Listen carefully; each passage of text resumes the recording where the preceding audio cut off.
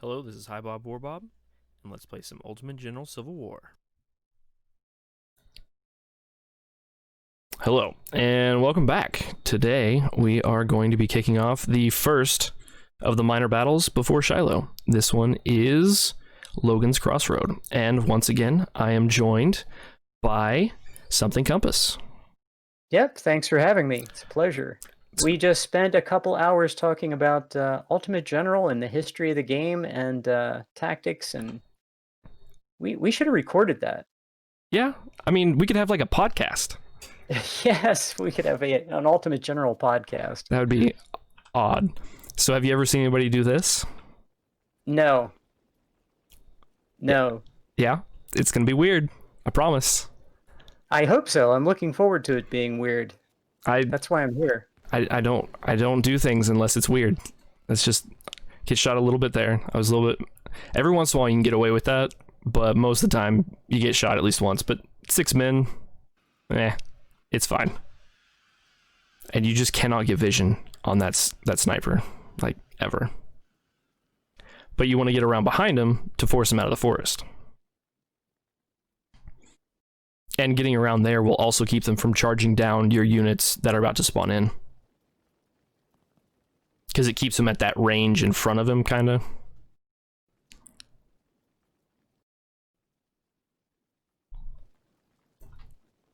That's an interesting location for the supply wagon. I mean, you have to hide it somewhere.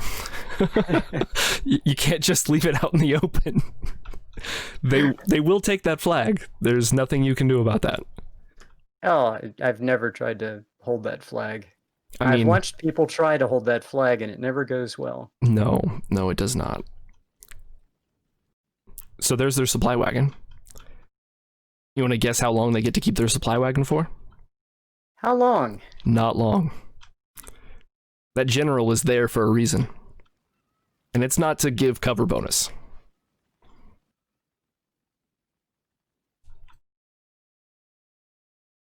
Yeah, the last time I played this battle, I had so many units come in right there on the left side. I thought, why didn't I just have them just go over into the woods rather than because I had everybody walk over to the right. Yep, and then you march some units all about the way around the battlefield. Last time I played it. Huh? You have some units go all the way around the entire battlefield, and then you have to wait for them to rest on the other side. Yeah. And instead, I just do this. I've done that a few times. So there's my general. He's going in there. Ready? Where is it? It's gonna be there. Oh, am I gonna go for it? I thought I went for it. There we go. There it is. Nice. Every time. Because it runs away from your units that it sees out front, and then it tries to get away from your guy, and there's a river there, and it tries to run away. Well, it can't get away.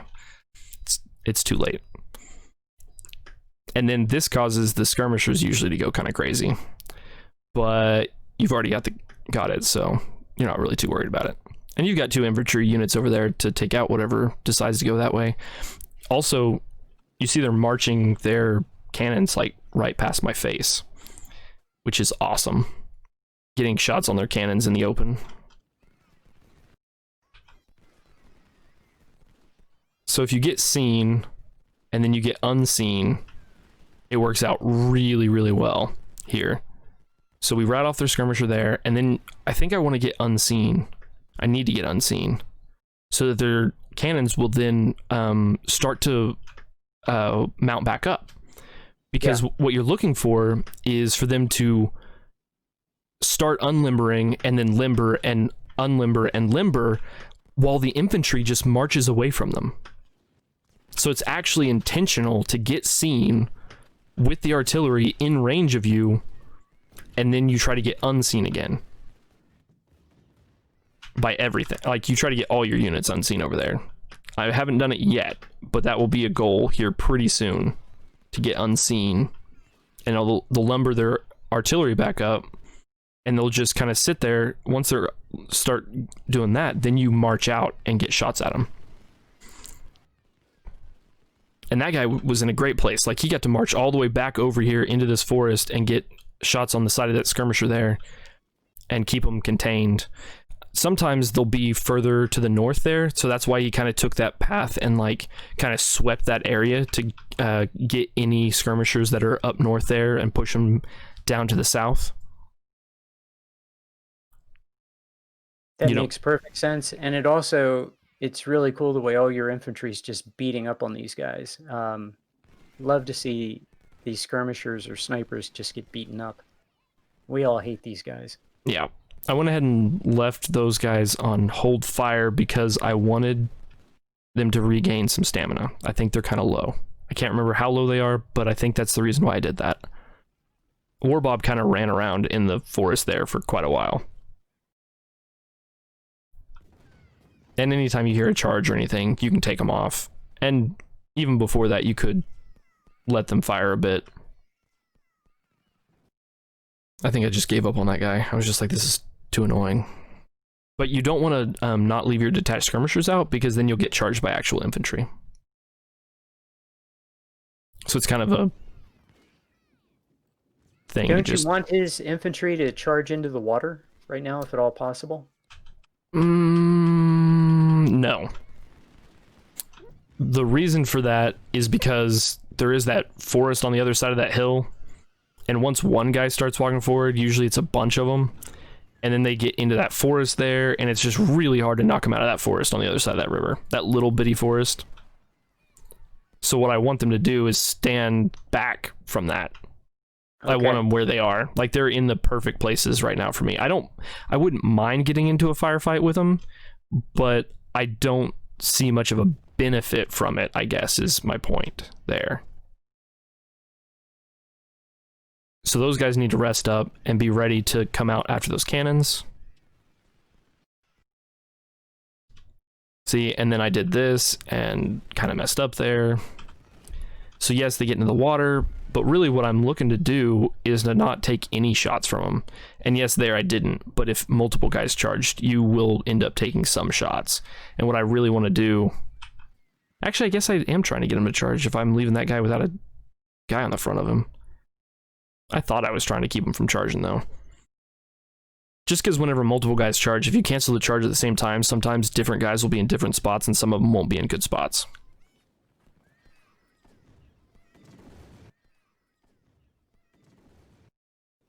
Especially right there in front of Warbob. That's not a good spot because they'll get in that forest there, and it's really hard to push them out of that forest. Are you getting ready to attack with all the units on the south? The two farmers over there are getting ready to go north to the cannons. But these guys are not going to move north. Ah. Those guys are all like my worst units. Did you notice that those are all like 42s and like a palmetto? No, I didn't. Yeah. So they can't do damage at range. They don't want to be in a firefight, even with somebody in the open. Like that Springfield doesn't want to be in a fight with somebody in the open either. Warbob doesn't mind. He's Harper's Ferries. The Lorenzes, all of them don't mind. But those are the units that I want in action right now. I don't want to get my 42s into a position where they need to be in action right now. Just because 42s just aren't good at like ranged fighting.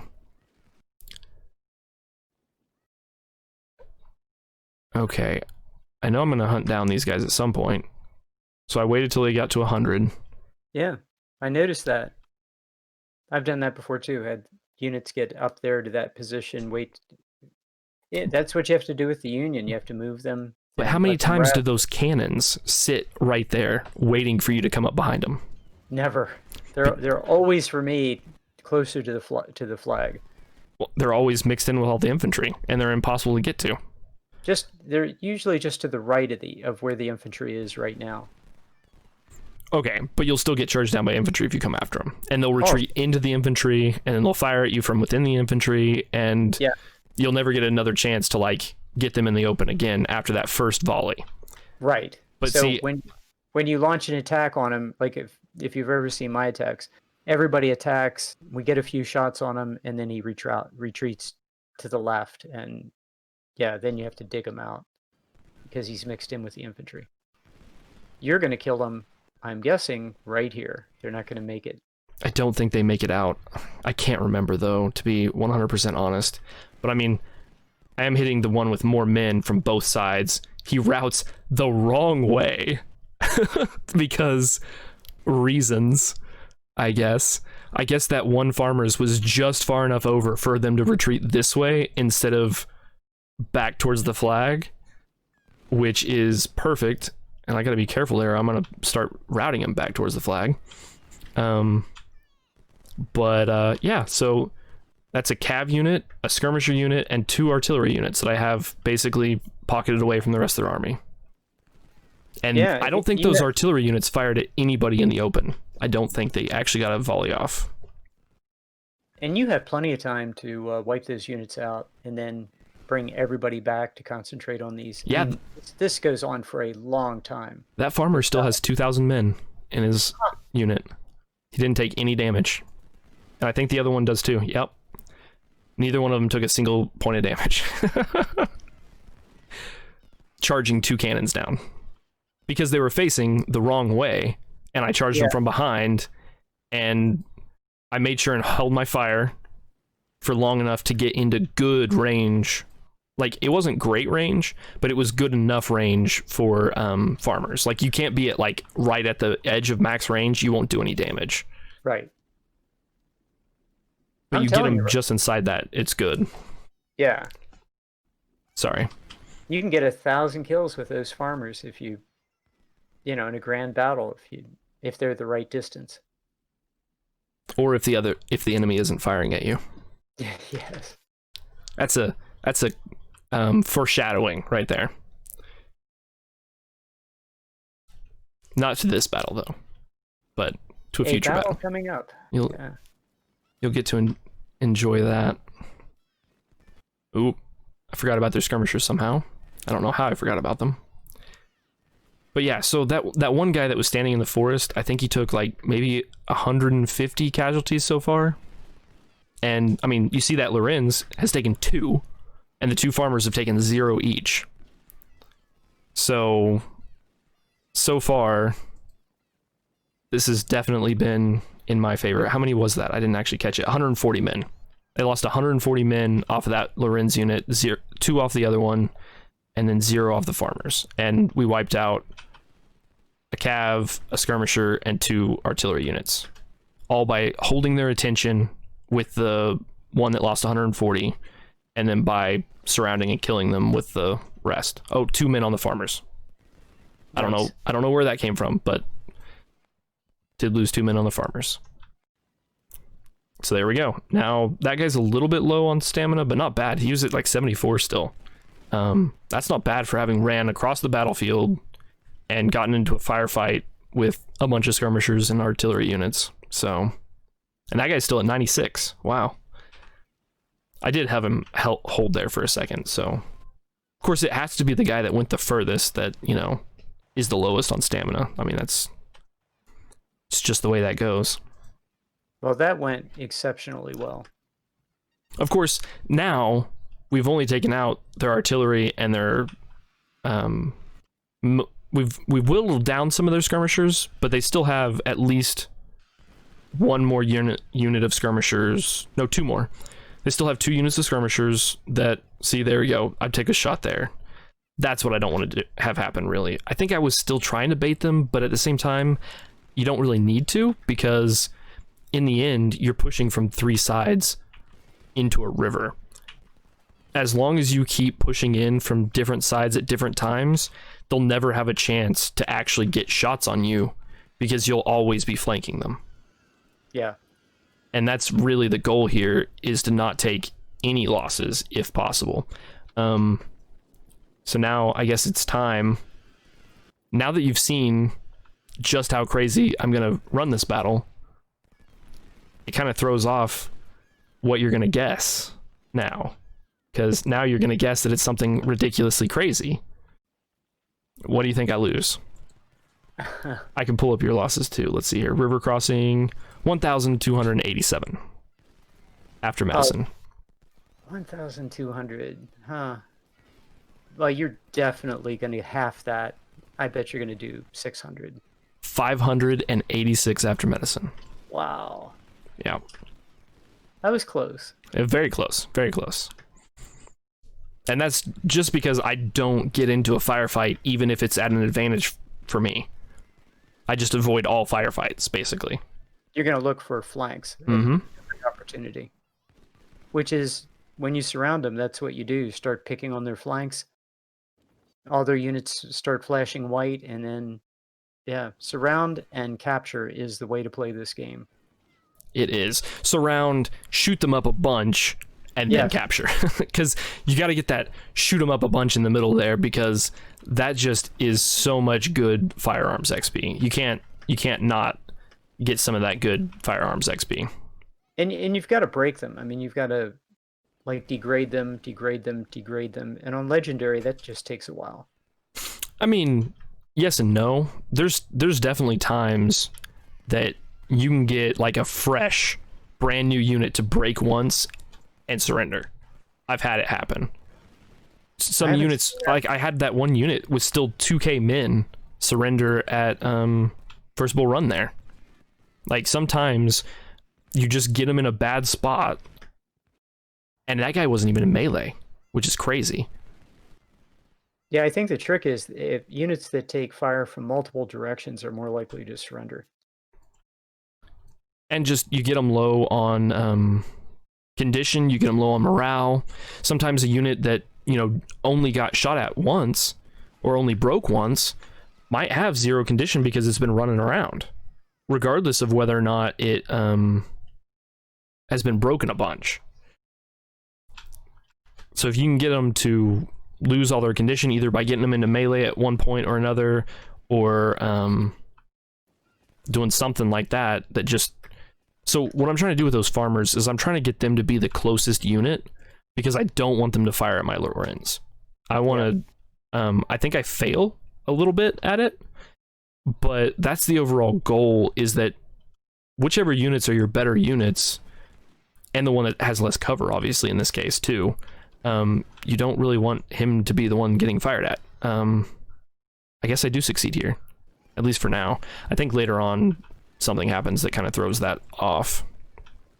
Yeah, so yeah, he's going to fold right away because he's getting hit from multiple directions. Yeah, and he faces the north, I believe. That fortification faces the north. So if he gets hit from the south, it's a bad time. So you can see that I'm not really attacking from the south. I'm just moving up and holding them in position in the south first. You want to come from the direction with your less good units first. They face them, and then you take your best units and you flank, because your best units will do the best damage at long range, so that you actually do good damage. Because these units, if they were getting the flanking shots, would be less likely to actually rout them quickly and to get lots of kills quickly. And then once you've routed them and they're all in a circle, then you get these less good units to then get in range of that and then get close, even closer, so that they actually get good shots even for muskets. And that allows you to get really good kill to death ratios even on your less good units. If you push too aggressively, though, to get your units close, don't you have a problem with them like squirting out of the bottle? Remember that the units that I'm pulling in from the sides are my best melee units. They have 42s. So if they route through my units, I'm not really all that worried about it. Most likely they'll surrender before they even get through. You'll see that I start condensing units down as we go here as well. I kind of messed up there a bit and got them a little bit too riled up. I moved a little bit too far forward, a little bit too quickly. Took some losses on Lorenz's that I didn't want to take. I think that you could get this battle done with probably 300 casualties if you didn't have something like this happen. This was not necessary to the whole scheme of things. If I'd moved in better, probably from the south, and actually got them to actually line up straight so that I could actually come in and make a real box instead of it being kind of an angle, it probably would have gone quite a bit better. There we go. And I was holding off here because I thought I couldn't get around that Steffens. Well, then I realized that I could get the Lorenz 3 up there to actually get a flank shot, and that just broke everything down real fast. It's amazing, like you see that next angle that gets you a flank shot on somebody that you were having problems with, and suddenly like you see that their lines are just folding now like tissue paper. And as soon as there's like a chain reaction. Yeah. You start getting flanking shots on each unit in tandem in turn, and they just all fall apart. And like almost all their units right now are routing. Like there's only like Martin and maybe one or two others, and that skirmisher that isn't routing. Like Russell just routed back and is now walking forward, so he's basically routing already. Like he just isn't technically routing. Yeah, all of it. There's one unit that had, like, all these other units have routed at least once, and they're going to route again when they get hit again because they're degraded. There's just Martin is the only one that's not in a route recover loop, and he's about to be. Yeah. He can't stand there and keep taking. Yeah, hits. Russell is going to route before he gets a volley off.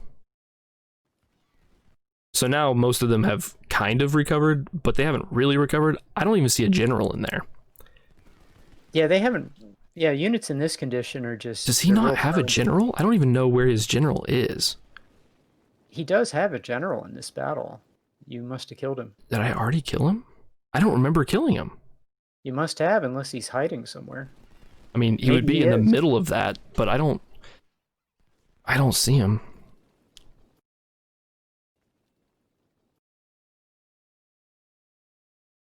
That'd be crazy if he was, though. So now all of these guys are getting shots on the side. It's not the optimal way.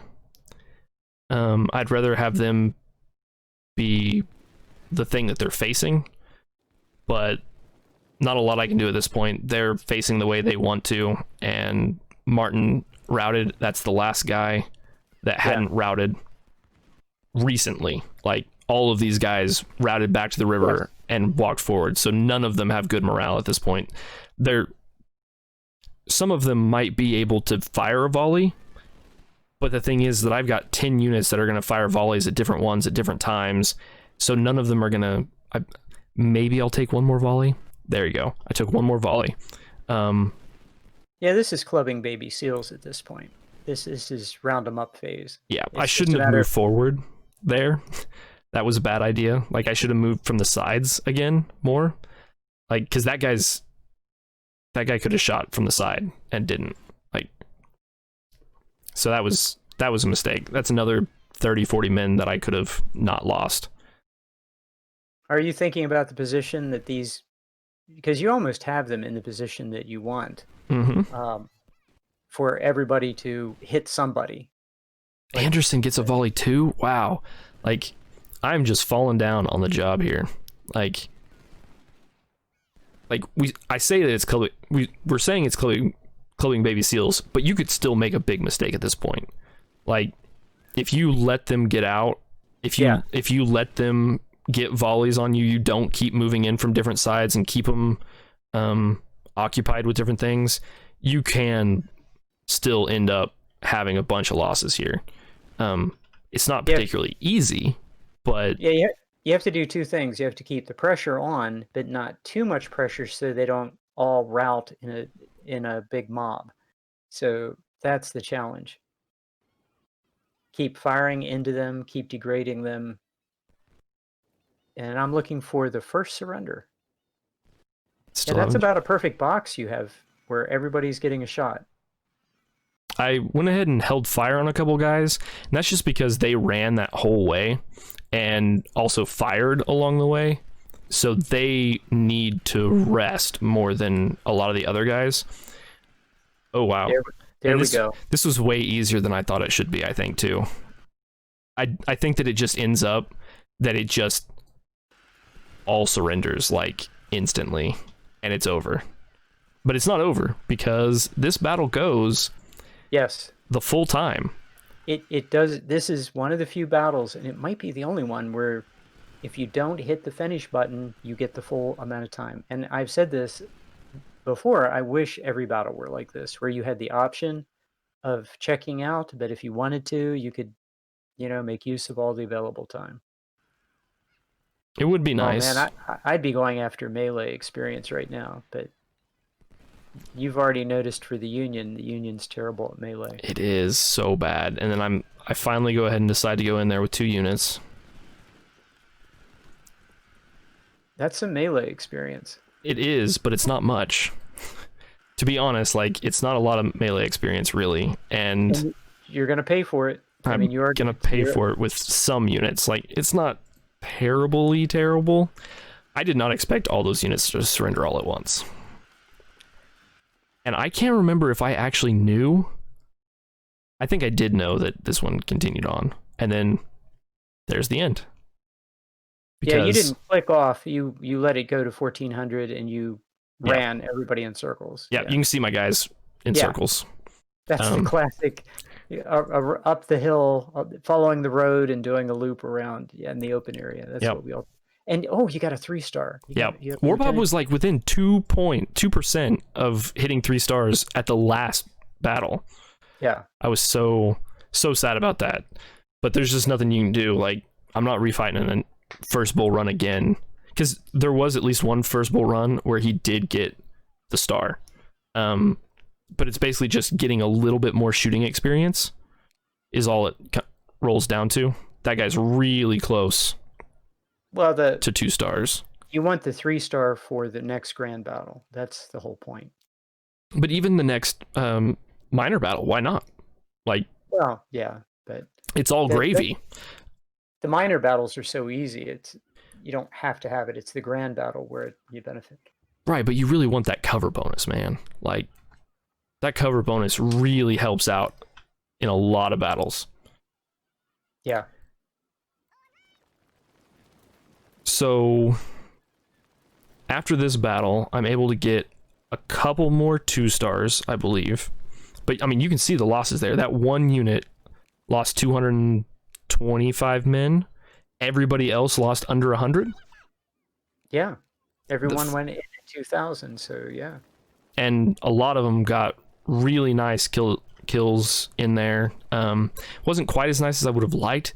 I think I must have killed some division commanders or something, which caused all of them to like insta surrender there. Might also be partly because their general got killed at some point early. Yeah, it's so much easier to get captures if the general's dead. Yeah, so they didn't have a chance to he didn't have a chance to keep their morale up so that they would get knocked down lower in numbers, which then would have caused me to shatter some units instead of getting all captures. Yeah. But it works. And the other thing is, if the general's alive and units start to surrender, he just brings them right back if he's touching them. So right, that too. I was really surprised that they didn't all come back at least once. I really was. Usually, like, I tried to micro it. So, units will not auto-fire. This is just a general tip for everybody. I think Something Compass has this down pretty pat, and so do I. But one big tip is that routing units can't bring back routing units. And regular units that you have will not fire at routing units. But the instant they start to reform, they can bring back units immediately. And then every single unit that they bring back can bring back units instantly, even if they had 0 morale seconds before.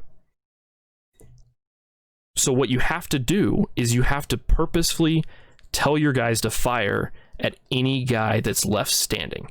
All of the units, you want them all to try to fire at that guy. That will keep them routing and keep them from ever getting to that point where they can get guys back, because your units will not automatically fire at those guys.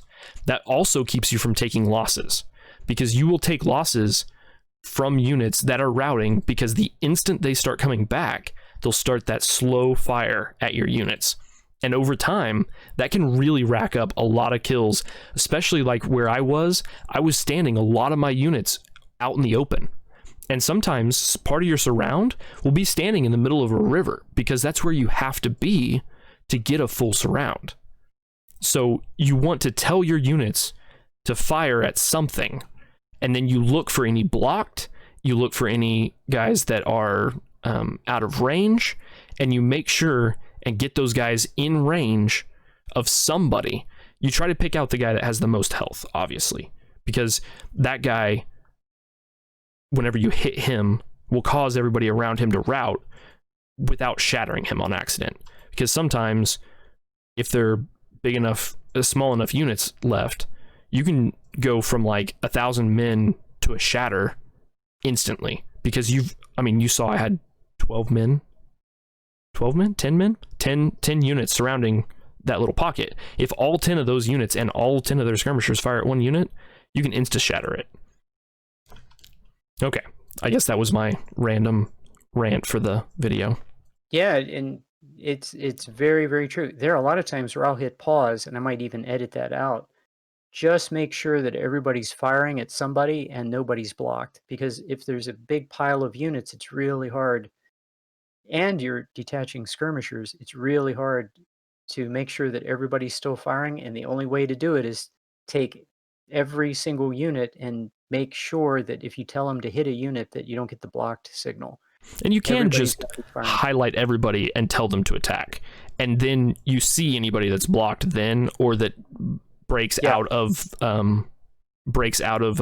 standstill, hold fire. That's one of the best things about hold fire is you can select a whole bunch of units and tell them to attack, and then you see that physical representation of I am not in range. Whereas other times it can be a little bit more difficult to see whenever they're really close if they're going to move or not whenever you unpause. Right. But whenever you have it that way, you always know. So like you can select the bottom like 5 units, tell them to attack one guy that's on one side, and take the top 5 units and tell them to attack the guy that's on the top side. And then you know that you're getting that constant fire in there. And also you can change it up. Like if you don't want some of your the units that have been getting more experience to keep firing, you can go ahead and let some of your units that are a little bit weaker get those shots. I went ahead and put them on hold fire for a while, partly because they had low condition, but also because they'd already gained a bunch of XP. Now, of course, they took more losses, but they gained more XP too, so I didn't feel like they needed it as badly as some of the other guys. Yeah. So, still only 1 2-star, but you saw whenever I was selecting through them, quite a few are pretty close. And all my lowest guys had all my best generals on them. Just like we were talking about before. You put your highest general on your lowest guys so that they gain more experience. I wish I could remember who told me that in the comments section. I know Panda said it several times. It's really changed things though for getting promotions. Finding your worst 1-star and putting the guy you want to get promoted there, and then just grinding XP for the officer. Yeah. You can really build a lot of, you want to build 5 3-star generals, and then after that, like everybody can be 2-star. It's pretty much fine. Right. That's really where you want to get to, is where you've got 2 stars in all your division commands and 3 stars in all your core commands, and you might want a couple different ones. Somebody was asking me in the comments the other day, like what I meant by changing out the perks on my commanders for speed, and basically it's just having backup commanders that you can perk them for speed. The perk that you want right off the bat, 100% guaranteed every time, is you want to go for training. You want that extra XP on all your units, but there's some battles that getting into position just 5 or 10% faster can make all the difference. And then you swap out that one guy who is perked for speed in that core for that time, and then you swap him out. And you can even do it like in the camp phase in a multi-day battle. Just you need that speed, and that guy's in. I always have one guy perked for speed. I actually had like 3, I think, in the last campaign I did. Really? Yeah. I had like 10 or 12 3-star generals by the end. Yeah. Yeah, you can do that. And I had 3 of them spec'd out for speed. Because, I mean, at that point, I've got enough. I've got 5 that are just spec'd out the exact same. Yeah. Cover, infantry, and training. So once you have those 5, the rest of them can be different. The problem is that that's really what you need for like almost every battle until you need speed. And then what are you going to do? Speed and what? Like infantry, because if you're playing like me, most of your brigades are going to be infantry. That's just the way it is. We have talked long enough at the end of this video. We should probably go ahead and end it here. Yeah, okay. You guys have a good one. We'll have a good one, and we'll be back with another video. Well, this has been a blast. Hope you guys have had as much fun as I've had. I'll see you again in the next episode. You guys have a good one,